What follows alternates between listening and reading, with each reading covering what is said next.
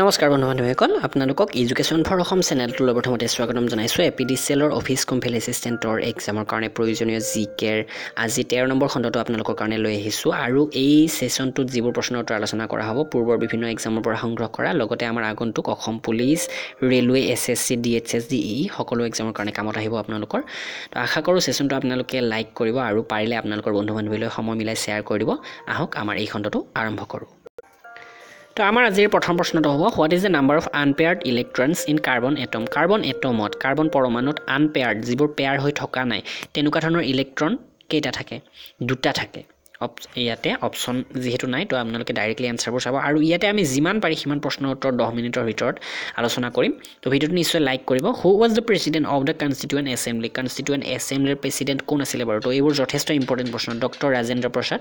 Constituent এছেম্বলিৰ president আছিল লগতে এও আমাৰ স্বাধীন ভাৰতবৰ্ষৰ প্ৰথম গৰাকী ৰাষ্ট্ৰপতিও আছিল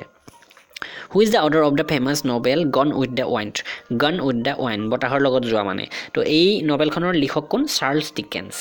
ইয়াৰ পিছৰটো 4 number which state has the longest coastline মানে সাগৰীয় সীমাৰেখা এই সাগৰীয় সীমাৰেখা বৰ্ডাৰ লাইন বুলি ক'ব পাৰ সাগৰীয় তো আটাইতকৈ বেছি গুজৰাটৰ আছে এটো যথেষ্ট ইম্পৰ্টেন্ট প্ৰশ্ন which directive principles of state policy has not been implemented so far তো ইয়াতে DPSP যেটো শৰ্ট ফৰ্মত কোৱা হয় directive principles of state policy তো এটো ইমপ্লিমেন্ট হোৱা নাই এতিয়ালৈকে তো হেতু কোনটো uniform civil code for the citizens তো এটো এতিয়ালৈকে ইমপ্লিমেন্ট হোৱা নাই Sufi kalam a type of devotional music is the characteristics of which state তো এইটো এই ডিভোশনাল মিউজিকৰ টাইপটো এটো এই যেটো নাম হৈছে সুফি কালাম এটো কোনখন ৰাজ্যৰ হয় কাশ্মীৰৰ হয় তো এটো মনত ৰাখিবা সুফি কালাম কি বস্তু বুলি কেতিয়াবা আহি যাব পাৰে এটো এটা ডিভোশনাল মিউজিক হয় আৰু কোনখন ৰাজ্যৰ কাশ্মীৰৰ Port Blair, the capital of Andaman and Nicobar Islands, is located in which island? কোনটো আইল্যান্ডত আছে এই Port Blair কি আন্দামান আৰু নিকোবৰ আইল্যান্ডৰ আৰু আন্দামান আৰু নিকোবৰ কি এয়া এটা কেন্দ্ৰীয় শাসিত অঞ্চল তো ইয়াৰে ৰাজধানী হৈছে Port Blair আৰু এইটো আছে সাউথ আন্দামান আইল্যান্ডত আছে What is the situation with increasing unemployment and inflation termed? So যেতিয়া সেই পৰিস্থিতিটোক সেই সিচুৱেশনটো কি কোৱা হ'ব যেতিয়া আনএমপ্লয়মেন্ট ইনক্ৰিজ হ'ব বাঢ়ি যাব আৰু লগতে ইনফ্লেশনটো বাঢ়ি যাব হেতু কোৱা হয় ষ্টেগফ্লেশন STAGFLATION ষ্টেগফ্লেশন বুলি কোৱা হয় সেই পৰিস্থিতিটো ইয়াৰ পিছতো when some detergent is added to water what will be the surface tension যদি ডিটাৰজেন্ট কিছুমান আমি পানীত মিহলি কৰি দিও তেনেহলে সাৰফেস টেনশনটো কি হ'ব বাঢ়ি যাব নে কমি যাব হতিছে অপচন মতে ইয়াৰ যেটো সাৰফেস টেনশন হেতু বাঢ়ি যাব ইয়াৰ পিছতো how many chamber are found in the heart of frog মানে ভেকুলিৰ এই হৃদপিণ্ডত কেইটা চেম্বাৰ থাকে কেইটা কোঠালি থাকে তিনিটা কোঠালি থাকে ইয়াৰ পিছতো which Sanskrit poet called as the Indian Shakespeare আমাৰ ভাৰতবৰ্ষৰ শেক্সপিয়াৰ আখ্যা দিয়া হৈছে এগৰাকী সংস্কৃত কবি সেই কবি গৰাকী হৈছে কালিদাসৰ যিবোৰ ৰচনা সেইবোৰৰ ওপৰতো প্ৰশ্ন আহে ডাইৰেক্টলি তো আপোনালোকে সেই ৰচনাবোৰ চাই ল'ব তো ইয়াৰ পিছতো what was the original name of Tansen the most famous musician at the court of Akbar আকবৰৰ কোৰ্টত এই ৰাজসভাত এগৰাকী বিখ্যাত মিউজিচিয়ান আছিল সংগীতজ্ঞ আছিল সেই সংগীতজ্ঞ গৰাকীৰ নাম কি তানহেন কিন্তু তেওঁৰ যেটো আসল নাম অৰিজিনেল নাম হেইটোহে আমাক লাগে ইয়াতে প্ৰশ্নটোত ৰামতনু পাণ্ডে আছিল তানহেনৰ অৰিজিনেল নেম ইয়াৰ পিছতো which Indian ruler established embassies in foreign countries on modern lines So embassies মানে মেইনলি এম্বাসেডৰ ৰাখিছিলে অন্যান্য দেশতো তেনেকুৱা ধৰণৰ এগৰাকী আমাৰ ভাৰতবৰ্ষৰ শাসক কোন আছিল Tipu Sultan Which is the biggest lake in India আমাৰ ভাৰতবৰ্ষৰ আটাইতকৈ ডাঙৰ হ্ৰদটো হৈছে চিল্কা লেক এইটো হৈছে চিল্কা লেক ইয়াৰ পিছত which amendment accorded precedence to directive principles over fundamental right লগত এই ডাইৰেক্টিভ প্ৰিন্সিপালছকো এই গণ্য দিয়া হৈছিল এই প্ৰাধান্য দিয়া হৈছিল ফান্ডামেন্টাল ৰাইটছৰ নিচিনাকৈ তো হেইটো কোনটো এমেন্ডমেন্টৰ জৰিয়তে কৰা হৈছিল 42nd এমেন্ডমেন্ট 42 নম্বৰ যেটো সংবিধান সংশোধনী হেইটোৰ জৰিয়তে এই কাৰ্যটো কৰা হৈছিল ইয়াৰ পিছৰটো which agency has the power to declare any industrial unit as a potentially sick unit potentially বুলি স্পেলিং কৰে কিছুমানে potentially sick unit বুলি কোনটো এজেন্সিয়ে ঘোষণা কৰিব পাৰে তো হেইটো হৈছে BIFR ইয়াৰ ফুল ফৰ্মটো হৈছে Board of Industrial and Financial Reconstruction তো ইয়াৰ পিছৰটো which decade is celebrated as United Nations decade for women চাওক ইউনাইটেড নেশ্যন মানে কি ৰাষ্ট্ৰসংঘৰ এটা দশক সেই দশকটো ওমেনৰ কাৰণে মহিলাৰ কাৰণে চেলিব্ৰেট কৰা হৈছিলে সেই দশকটো হৈছে 1976 চনৰ পৰা 85 চনলৈ এই 10 বছৰ মহিলাৰ কাৰণে ইউনাইটেড নেশ্যনৰ দশক হিচাপে ঘোষণা কৰা হৈছিলে ইয়াৰ পিছৰটো in an atom the order of filling up of the orbital is govern by which principle চাওক এটা এটম মানে এটা পৰমাণুত এই যে এই অৰ্বিটবিলাক পৰমাণুৰ যিবিলাক অৰ্বিটত ইলেক্ট্ৰনবোৰ হৈ থাকে ইয়াৰে যিটো প্ৰিন্সিপল কি প্ৰিন্সিপলৰ জৰিয়তে এই অৰ্বিটবিলাক গঠন হৈছে বা অৰ্বিট হিচাপে এইবোৰ অৰ্বিট হিচাপে ইলেক্ট্ৰনবিলাক ঘূৰি আছে সেইটো হৈছে aufbau principle AUFBAW principle when was the Indus Valley civilization flourished Indus Valley civilization কেতিয়া আটাইতকৈ উচ্চ শিখৰত গৈছিল 2500 পৰা 1750 বিফৰ খ্ৰাইষ্ট BC এই সময়ছোৱাত ইণ্ডাছ ভেলী চিভিলাইজেশ্যন আটাইতকৈ উচ্চ স্থান পাইছিলেগৈ তো ইয়াৰ পিছৰটো সভ্যতাৰ উচ্চ শিখৰ পাইছিলে একচুৱেলি তো ইয়াৰ পিছৰটো which are the west flowing rivers of southern India which flow' into Arabian sea তো ইয়াতে অপশ্যন মতে আমি এইবোৰ কৰিব লাগিব এই চাউথাৰ্ণ ইণ্ডিয়াত দক্ষিণ ভাৰতত ইয়াতে ৱেষ্ট ফ্ল'য়িং ৰিভাৰ কৈছে তো পশ্চিমফালে বৈ যোৱা নদী কৈছে যিকেইটা আৰবিয়ান সাগৰত পৰিছেগৈ সেই নদী দুটা হৈছে অপশ্যন মতে নৰ্মদা আৰু তাপ্তি নদী তো আমি ইতিমধ্যে 20টা প্ৰশ্নৰ উত্তৰ চালো আৰু 20টা চাম তো আপোনালোকে ভিডিঅ'টো নিশ্চয় লাইক কৰিব এতিয়ালৈ যদি লাইক কৰা নাই লাইক কৰি দিব আৰু এই প্ৰশ্নটো হৈছে who is authorise to decide over a dispute regarding disqualification of a member of parliament মানে এমপিৰ ক্ষেত্ৰত ডিসকোৱালিফাইড কৰিবলৈ কাৰ এইটো অথৰিটি আছে কোনে ডিচাইড কৰিব পাৰে যদি কোনো ধৰণৰ ডিসপিউট হয় তো এইটো অথৰিটি আছে প্ৰেসিডেন্টৰ হাতত এই অপশ্যন ইয়াতে যেহেতু নাই প্ৰেসিডেন্টে হ'ব তো ইয়াৰ পিছতো what are the main channels of our knowledge about the Indus valley civilization Indus valley civilization মানে হিন্দু সভ্যতাৰ বিষয়ে জানিবলৈ আমি কি চাৰ্চ ব্যৱহাৰ কৰোঁ মানে কি চেনেল আমি পাওঁ ইয়াতে আৰু বেলেগ একো নাই আমাৰ আৰ্কিঅলজিকেল এক্সকাভেশ্যন মানে যিটো পুৰাতাত্ত্বিক খণ্ডন কাৰ্য সেইটোৰ জৰিয়তে আমি ইণ্ডাছ ভেলী চিভিলাইজেশ্যনৰ বিষয়ে গম পাব পাৰোঁ আৰু যিখিনি গম পাইছোঁ সেইখিনি আৰ্কিঅলজিকেল এক্সকাভেশ্যনৰ জৰিয়তে গম পাইছোঁ ইয়াৰ পিছতো who firstly demonstrated experimentally the existence of electromagnetic wave experimentally existent পাইছিলে মানে ইলেক্ট্ৰমেগনেটিক ৱেভৰ যিটো অস্তিত্ব সেইটো লাভ কৰিছিলে পৰীক্ষা নিৰীক্ষাৰ জৰিয়তে আৰু সেইটো প্ৰকাশ কৰিছিলে সেইগৰাকী হৈছে হাৰ্টছ নামৰ এগৰাকী বৈজ্ঞানিক ইয়াৰ পিছতো what is the effect of over secretion of hormone form pituitary গ্লেণ্ডৰ পৰা যিটো হৰমন ক্ষৰণ কৰে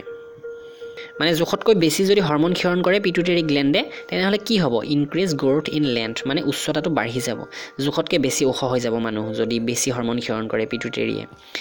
পিটুইটাৰী গ্লেণ্ড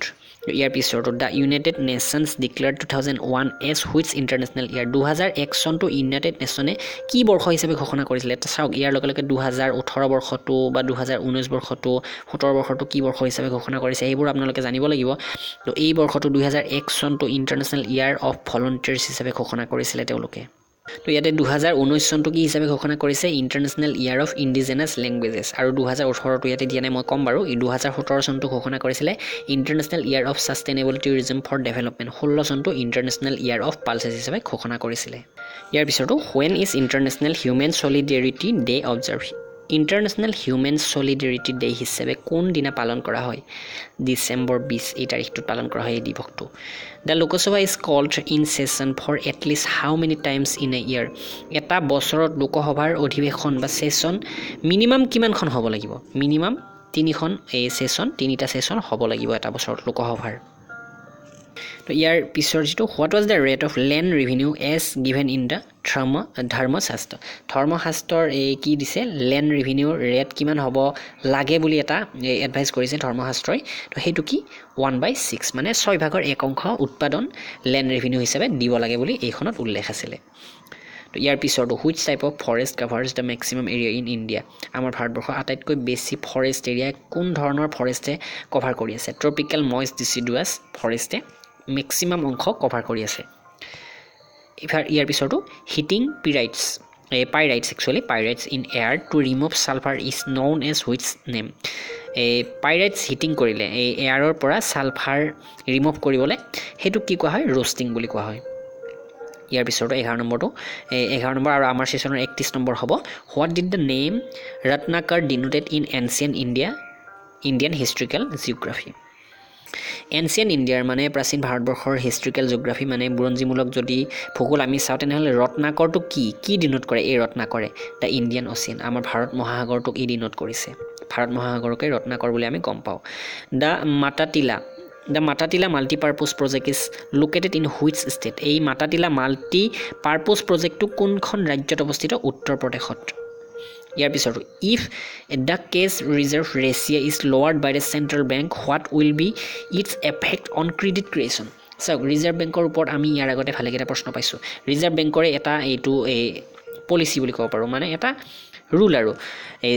বিশেষকৈ কেছৰ ক্ষেত্ৰত মানে টকা পইচাৰ লেনদেনৰ ক্ষেত্ৰত যাতে দেশখনত কোনো ধৰণৰ সংকট নহয় তাৰ কাৰণে এইবোৰ নিয়ম আছে কেছ ৰিজাৰ্ভ ৰেচিঅ'টো যদি কমাই দিয়ে তেনেহ'লে এই ৰিজাৰ্ভ বেংকে তেনেহ'লে কি হ'ব ক্ৰেডিট ক্ৰিয়েশ্যনটো বাঢ়ি যাব যেতিয়া কেছ ৰিজাৰ্ভ ৰেচিঅ' কমি যায় ক্ৰেডিট ক্ৰিয়েশ্যনটো বাঢ়ি যায় When can the salaries of high court judges be reduced? High courtৰ জাজবিলাকৰ দৰমহাটো কেতিয়া কমাই দিব পাৰি ডিউৰিং এ ফাইনেন্সিয়েল ইমাৰ্জেঞ্চি আমাৰ দেশত এতিয়ালৈকে কিন্তু এবাৰো ফাইনেন্সিয়েল ইমাৰ্জেঞ্চি লাগু হোৱা নাই কিন্তু যদি ফাইনেন্সিয়েল ইমাৰ্জেঞ্চি লাগু হয় হাই কোৰ্টৰ জাজবিলাকৰ দৰমহাটো কমাই দিব পৰা যায় by whom the concept of survival of the fittest as advance survival of the fittest মানে যোগ্য বসুন্ধৰা বুলি ক'ব পাৰোঁ এইটো কোনে কৰিছিলে হাৰ্বাৰ্ট স্পেন্সাৰে এইটো কনচেপ্ট আনিছিলে survival of the fittest Queensberry rules is the name give to the rules in which game কোনটো গেমত এইটো ৰুল আছে কুইন্সবেৰী ৰুল বক্সিঙত এই ৰুলটো আছে কুইন্সবেৰী ৰুলছ তো যদি ভিডিঅ'তে এতিয়ালৈকে লাইক কৰা নাই আপোনালোকে নিশ্চয় লাইক কৰিব and there is no net transfer of energy by the particles of the medium in which waves So কোনটো নহয় তৰংগত কোনো ধৰণৰ শক্তিৰ ট্ৰান্সফাৰ নহয় এনাৰ্জি ট্ৰান্সফাৰ নহয় তো এইটো হৈছে ষ্টেচনাৰী ৱেভছত ইয়াৰ পিছতো in which country was Buddhism first propagated outside India প্ৰথম আমাৰ ভাৰতবৰ্ষৰ বাহিৰত বুদ্ধিজমটো ক'ত প্ৰচাৰ হৈছিলে শ্ৰীলংকাত আমাৰ ভাৰতবৰ্ষৰ বাহিৰত কৈছে তো শ্ৰীলংকাত প্ৰথমতে প্ৰচাৰ হৈছিলে which shipyard is known for the manufacture of barges coasters and dredgers হয় তো ইয়াৰ এই চিপিয়াৰ্ডটো হৈছে গাৰ্ডেন ৰিচ চিপিয়াৰ্ডত এইবোৰ নিৰ্মাণ কৰা হয় মেনুফেকচাৰ কৰা হয় who was well known patron of the Mahayana of Buddhism ইয়াৰ যিটো শাখা আছে মহায়ানা ইয়াৰ ৱেল ন'ন পেট্ৰন এগৰাকী পৃষ্ঠপোষক কোন আছিলে কনিষ্কা আছিলে তো আজি আমি এই সেশনটোত 40টা প্ৰশ্ন উত্তৰ ডিসকাস কৰিলো আৰু এই প্ৰশ্নবোৰ পূৰ্বৰ এক্সামত অহা প্ৰশ্ন আৰু ইয়াতে polity history geography economy current affair সকলোবোৰ অন্তৰ্ভুক্ত হৈ আছিল দুই তিনিটাকৈ তো আপোনালোকে নিশ্চয় এই সেশনটো আপোনালোকৰ আগন্তুক সকলো এক্সামৰ কাৰণে হেল্পফুল পাব আৰু নিশ্চয় আপোনালোকৰ জ্ঞানৰ ভাণ্ডাৰ বাঢ়িব অকনমান হলেও জিকেৰ ভাণ্ডাৰ সহকি হ'ব ভিডিওটো নিশ্চয় লাইক কৰিব আৰু ইয়াৰ লগতে যিবোৰ ৰিজনিং মেথছ তথা ইংলিছৰ সেশন আগবঢ়াইছে আপোনালোকে সেইবোৰ ডেসক্ৰিপচনৰ লৈ গৈ প্লেলিষ্ট চেক কৰি চাব পাৰিব ধন্যবাদ